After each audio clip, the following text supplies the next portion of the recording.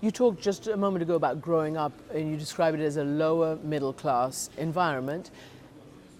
You're gay and you came out very proudly. It's quite rare, it's quite brave for CEOs, especially in Silicon Valley. It doesn't happen that much.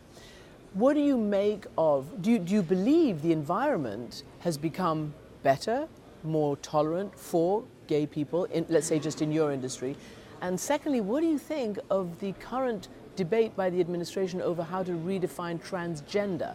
They're saying, forget what we thought a year ago, now we're going to say only identified by the sexual organs with which you're born. Yeah, my strong view is everybody should be treated with dignity and respect. And that's the way I look at everyone, regardless of their sexual orientation, regardless of their religion, their gender, their ethnic history, regardless of their gender identity, anything, right? And so that's the way I look at things. I was public because I began to receive stories from kids who read something online that I was gay, and they were going through being bullied, feeling like their family didn't love them, being pushed out of their home, very close to suicide. I mean, just things that really just pulled my heart. And I started saying, you know, I am a private person. And so I've kept me to my small circle. And I started thinking, you know, that is a selfish thing to do at this point. I need to be bigger than that. I need to do something for them and show them that you can be gay and still go on and do some big jobs in life, that there's a path there. And so that is the reason I did it. I did not do it for other CEOs to come out. It wasn't even in my mind. I was the first, which is kind of shocking that I was the first.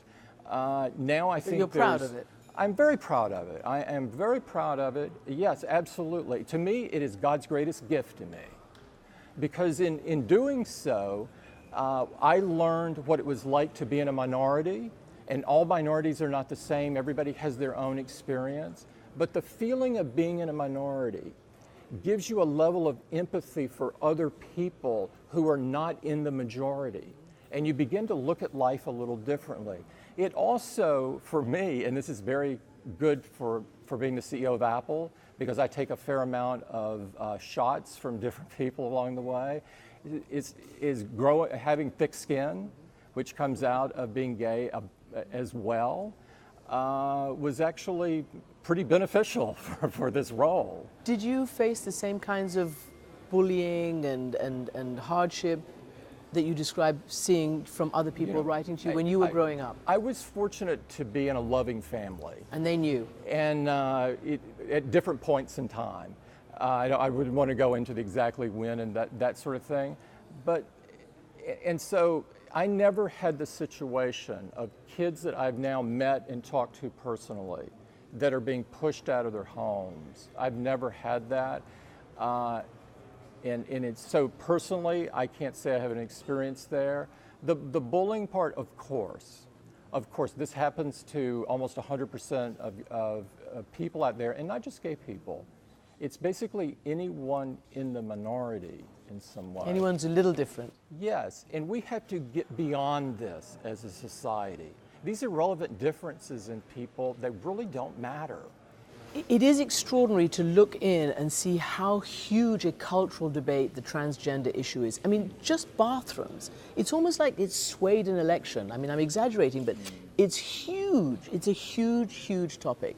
And I wonder whether that caught you by surprise, and what you make, as I said, of the potential for this administration to decide to declare and define transgender as the sexual organs you were born with. It doesn't surprise me, unfortunately, because I grew up and I saw discrimination my whole life, right? I saw it with African Americans and their fight for their rights. I've seen it with women.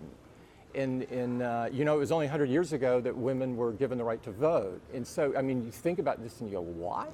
Women weren't allowed to vote? Who came up with that?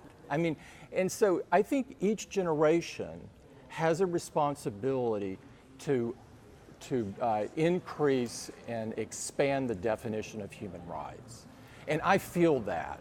And I think what I can do is not only for the gay community and the transgender community, but I want to help women, I want to help African Americans, I want to help Hispanics, I want to help immigrants, I want to help religious minorities, because at the end of the day, the problem comes down to one thing: treating people with dignity and respect. I mean, at the basic, that is what it is. I look at that and go, oh my God, if in one day somebody could declare, everyone treat everybody else with dignity and respect, the world would be totally different. Wouldn't it be great? You mentioned Steve Jobs in your speech, and he's obviously the lodestar, and that'll never end. His legacy is all over the place. I wonder what you think your legacy is, even though you're not about to retire. But what would you say that you have done that's legacy? The truth is that I don't think about that. That is the honest to goodness truth. Is I think if you focus on that, you begin to fixate internally and be focused on yourself. And I'm first of all, I'm not good at it, and I don't believe I should be doing that. I think I should be focusing on other people, and so I don't really think about it. I just do stuff, and you do stuff. I hope that some of the stuff that I do winds up helping other people. And if I do that, and somebody says at my funeral that he was a good man, a good and decent man, then I feel like that's a good life. You know, his widow, Laureen Powell Jobs, is addressing a very key issue of our time, which is the press and how to support the press. And she's used a lot of her money to buy The Atlantic and to try to, revive that. And we see Jeff Bezos has done that with the Washington Post. Well, how do you assess that? Well, I love Lorraine, and I love Steve, and I applaud all the work she's doing with Emerson Collective, which is her organization. She's working on everything from climate change to education, focusing on the news, as you just said, and so many other things that are immigration that are so important to our times, and I applaud her for doing that. Now, I could end there, Tim, but I want to ask you one more question. Yeah. Apple Park, huge, wonderful, new, shiny, glassy building. I've read that it's being very heavily integrated with designers at every level of the operation there. In fact, Johnny Ive, the designer-in-chief, just gave an interview and described it. And he was asked whether this might be the precursor or the incubator for a future Apple product, the autonomous driving system. What can you tell us about that? Well, I can tell you that we love Apple Park. I moved in there in January, and I had such high expectations for it, but it's exceeded all of those. The thing I didn't appreciate before I moved, I knew it was going to be fantastic, but I didn't know it was going to make the company seem smaller. But when you're all in one building, or a significant number of people in one building, you see so many more people during the course of the day, and all of a sudden, you feel really small again. And I think there's a privilege in doing that. And the autonomous driving system? We're working on autonomy. We are working on autonomous systems on the software side of it, to be very clear.